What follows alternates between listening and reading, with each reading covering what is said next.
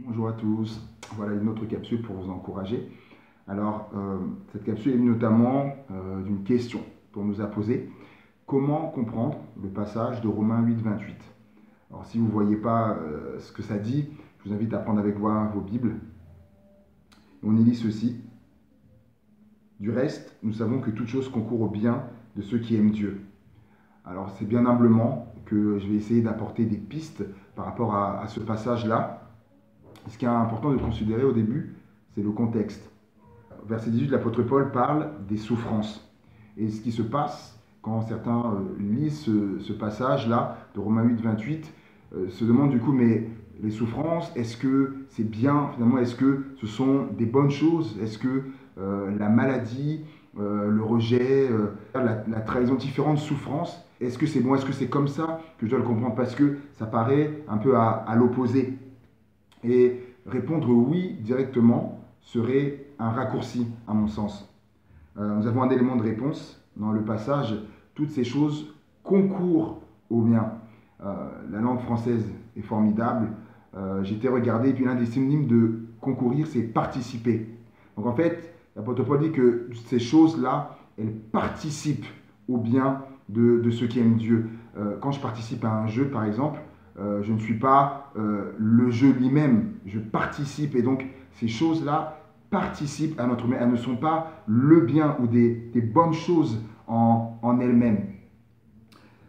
Une autre traduction de ce passage-là, c'est que toutes ces choses travaillent ensemble au bien de ceux qui aiment Dieu.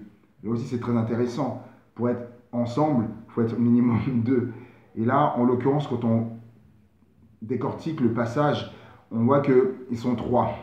Il y a Dieu qui est au contrôle donc, de ces choses-là, des souffrances qui nous arrivent. Dieu est au contrôle. Il y a le Saint-Esprit, versets 26 et 27, où il est dit qu'il prie pour nous, il intercède pour nous. Quand on ne sait plus quoi demander, comment prier, quand on est dans la souffrance, il prie pour nous. Et il y a bien sûr ces souffrances-là. Donc, toutes ces choses-là, avec Dieu et le Saint-Esprit, travaillent à notre bien. Dieu travaille à ce que ces souffrances ne nous anéantissent pas, à ce qu'elles ne nous détruisent pas, à ce qu'elles ne nous terrassent pas, mais qu'au contraire, qu'à la fin, il en sorte du bon, il en sorte du bien. Je vais prendre 3 exemples.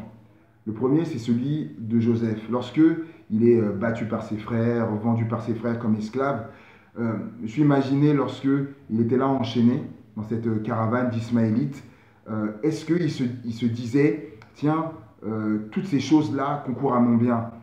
Lorsqu'il est en prison également, est-ce qu'il est là à se dire, tiens, toutes ces choses concourent à mon bien? Je ne pense pas. Mais la finalité, c'est qu'on voit qu'à travers tout ça, eh ben, Joseph a pu sauver tout un peuple entier de la famine, plus également sa propre famille. Et il dira d'ailleurs à ses frères, Dieu a changé le mal en bien. Et si, il faut me dire de retenir une seule chose, ben, ce serait ça, c'est qu'en fait, Dieu change le mal en bien. L'autre exemple, c'est celui de David. Lorsqu'il est obligé de fuir donc son beau-père qui veut le tuer, il va être obligé de se cacher dans les déserts, dans les forêts, dans des grottes, des cavernes. Et lorsque David vit tout ça, pareillement, est-ce que David se disait, tiens, toutes ces choses-là concourent à mon bien? Je ne crois pas. Mais savez-vous que c'est durant toutes ces périodes-là où David a fui, été traqué, pourchassé, qu'il a écrit la plupart des psaumes? Ah, et oui, psaume magnifique, magnifique. Et c'est en cela qu'on voit que toute chose concourt au bien de ceux qui aiment Dieu. Troisième exemple, c'est celui de Job, qui a perdu sa fortune, il a perdu ses biens, il a perdu ses enfants, il a perdu sa santé. Est-ce que là aussi, Job pouvait se dire, mais ouais, toutes ces choses-là concourent à mon bien? Non, je ne crois pas. C'est pareil pour nous lorsque on est dans la souffrance, qu'on vit des choses, on n'arrive pas à déceler ça, à comprendre cela, et c'est normal, je crois. Mais lorsqu'on considère la vie de Job, à la fin, on voit que Job a réellement connu Dieu parce qu'il disait, avant, mon oreille avait entendu parler de toi, et maintenant mon œil t'a vu, il est entré dans une connaissance plus grande de Dieu, une intimité plus grande avec Dieu à travers toutes les choses qu'il a traversées. Une autre chose qu'on voit également, Job a fait des déclarations de foi qui sont devenus comme des hymnes pour nous, comme mon Rédempteur est vivant, il se lèvera le dernier, et plein de choses comme ça. Et troisième chose, c'est que la vie de Job, son témoignage, ses souffrances, ce par quoi il est passé, a encouragé combien de millions de croyants à travers l'histoire. Donc, on voit que Dieu a sorti du bien à travers tout ça.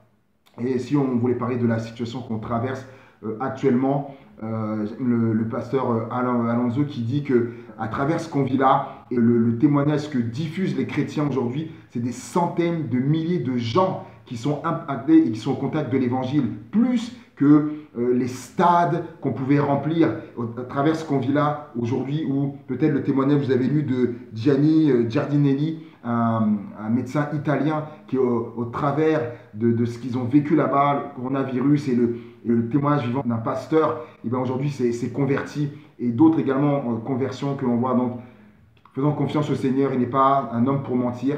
Oui, toute chose concourt au bien de ceux qui aiment Dieu. À bientôt, que Dieu vous bénisse.